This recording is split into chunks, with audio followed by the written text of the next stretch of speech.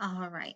So we have some pictures here, and just remember they are not being hurt. Researchers measure each animal's head using calipers. I don't know if I said that right. So they just measure the size of its head. Body length is measured as well. Overall length is from snout to the tail tip. So snout would be nose. I gotta pause because my dogs are acting crazy outside. Okay, Gracie's gonna help me with the rest of this. Okay, so Gila Monster Project researchers such as Kevin and Brian hike and drive in Saguaro National Park regularly, tracking and checking in on the Gila monsters with radios and looking for new ones. When they come across a Gila monster, they catch it very carefully. 1.5-foot long medical tongs can help hold a squirmy one still. Each animal is measured, weighed, photographed, and injected with a microchip tag under its skin. Researchers also measure the volume of its fat-filled tail to find out how well fed it is. So that's just describing all those pictures we just saw. Right, Gracie? Say yes. The plastic stick chewed on by the lizard is sent off to a DNA lab for analysis. It gives us the ability to answer a whole range of questions, says Kevin.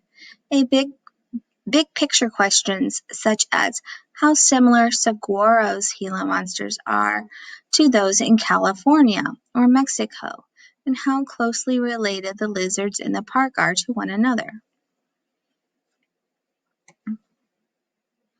One of the goals of the Gila Monster Project is learning what these large venomous lizards need to thrive, which means to live and survive, so they can be protected in the future.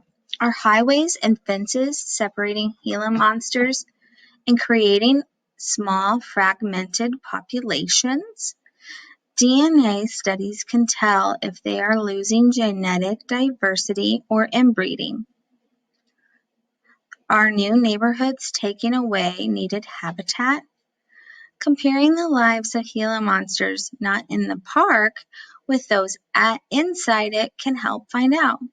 We want to learn a lot more about them both in the protected areas of the park as well as in the wild land or urban interface. So that just means out in the wild, or maybe if they are visible in the cities and things like that, says Kevin. That's where they interact with roads and cars, people and dogs, and that sort of thing. The Sonoran Desert is something special. It's fragile and harsh, dazzling and mysterious. My life has always been tied to the desert, says Kevin of the Sonoran and its creatures. He hopes the work of the Gila Monster Project will ensure that future generations have that connection too.